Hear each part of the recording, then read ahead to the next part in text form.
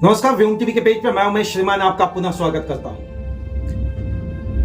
अभी एक झारखंड के अंतर्गत नया राजनीति में नया मुकाम हासिल करने वाले डुमरी के विधायक जयराम महतो चर्चा का विषय बने हुए। यूं कहें सोशल मीडिया का सबसे बड़ा कंटेंट आज आप उनको मान सकते हैं। चाहे मुद्दा कुछ भी हो, लेकिन जयराम महतो के द्वारा अगर उस चीज का रखा जाना या उसका पर्दाफाश किया जाना हो तो कहीं ना कहीं सोशल मीडिया के जितने भी चैनल्स हैं या आसपास रहने वाले जितने भी लोग हैं झारखंड में, श्रीमान सबकी निगाहें उन पर आकर टिक जाती है। बात करेंगे कल श्रीमान बिरमो के अंतर्गत ढोरी में जो मामला हुआ।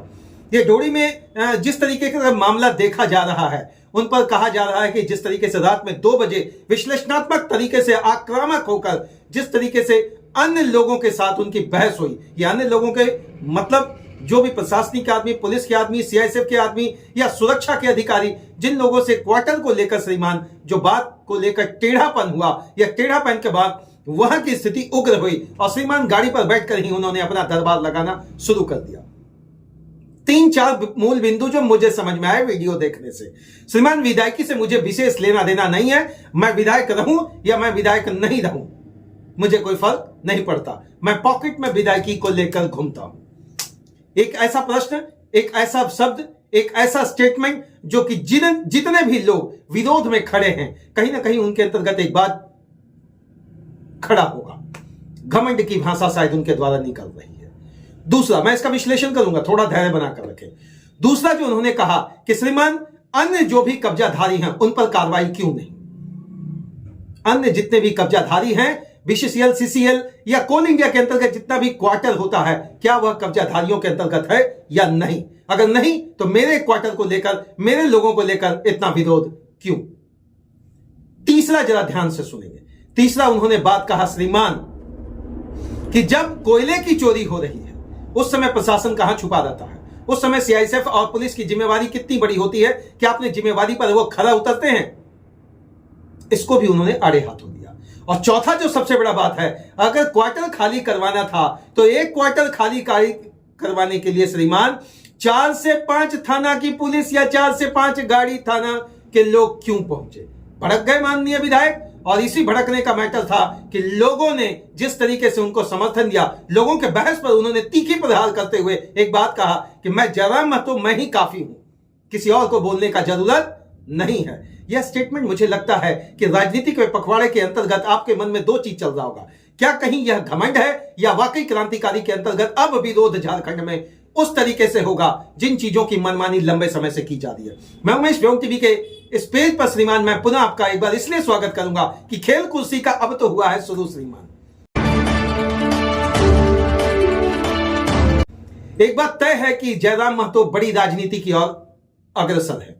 राजनीति का पदार्पण के अंतर्गत जब भी कोई नेता राजनीति में आता है तो उन मुद्दों को लेकर आता है जिन मुद्दों के परिशिष्ट से, जिन मुद्दों के माध्यम से, जिन मुद्दों की गोलबंदी करके, जिन मुद्दों की राजनीति से अगर वो जीत कर आगे बढ़ते हैं तो मुद्दा एक ही होता है श्रीमान, आम जनता की आवाज बनना। आम जनता की आवाज बनने में उग्र आवेश तो होंगे, लेकिन तय है, मेरी बात आप याद रखेंगे, मेरे पुराने वीडियो को खंगाल कर देखे, जब जब प्यार पे पहरा हुआ है, प्यार और भी गहरा हुआ है।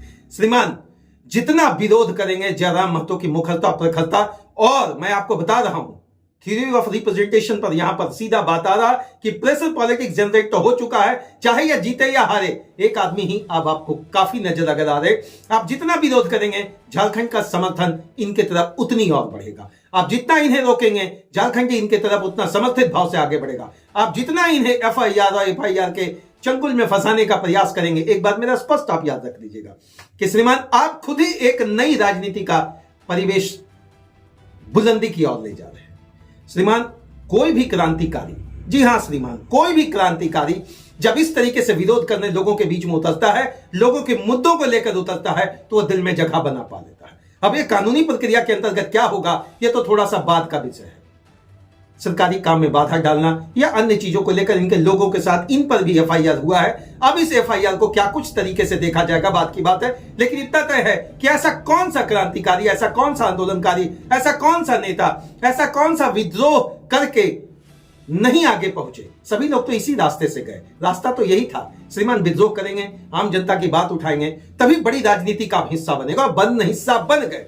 जितना आप रोक रहे हैं, जितना आप टोक रहे हैं, जितना आप भैया सुई के नोक पर इनको ले रहे हैं, उतना ही ये तलवार का फाड़ बनकर आपके सामने खड़े हो जा रहे हैं।